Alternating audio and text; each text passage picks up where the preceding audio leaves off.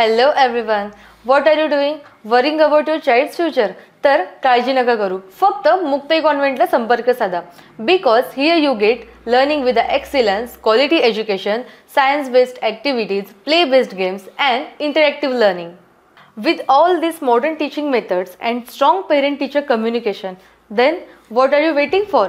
लवकरात लवकर आपल्या पाल्याचे ॲडमिशन मुक्ताई कॉन्व्हेंटला करा. लोकेशन आहे मुक्ताई कॉन्व्हेंट, चेतनानगर, सुंदरखेड, बुलढाणा.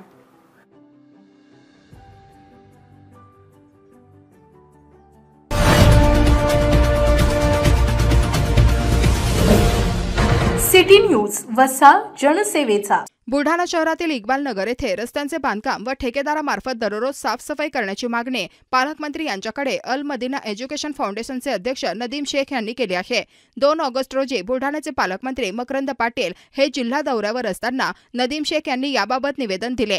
नदीम शेख यांनी दिलेल्या निवेदनात नमूद केले आहे की मागील 3 ते 4 वर्षांपासून नवीन पाण्याची पाईपलाईनच्या नावाखाली इक्बाल नगर, टिपू सुलतान चौक, जोहर नगर, मदीना मस्जिद रोड इत्यादी ठिकाणी रस्त्यांचे खोदकाम करण्यात आले होते.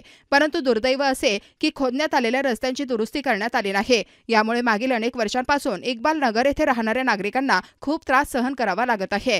अनेक वेळा निवेदन, तक्रार अर्ज व आंदोलन सुद्धा करण्यात आले, परंतु अद्याप कुठलीच कारवाई झाली नाही. विधानसभा निवडणुकीच्या पार्श्वभूमीवर इक्बाल नगर येथे रस्त्यांचे भूमिपूजन करण्यात आले होते, परंतु प्रत्यक्षात काम सुरू का झाले नाही असा प्रश्न नागरिकांकडून उपस्थित केला जात आहे. यासह मागील महिन्यापासून अकोला येथील कुमुदिनी कंपनीला बुलढाणा शहराची साफसफाईची जबाबदारी देण्यात आली. सुरुवातीच्या काळात संबंधित ठेकेदाराकडून इक्बाल नगर येथे आठवडाभर दररोज सफाई करण्यात आली, परंतु 1 आठवड्यानंतर इक्बाल नगर येथे पूर्णतः सफाईचे काम ठेकेदारांनी बंद केले.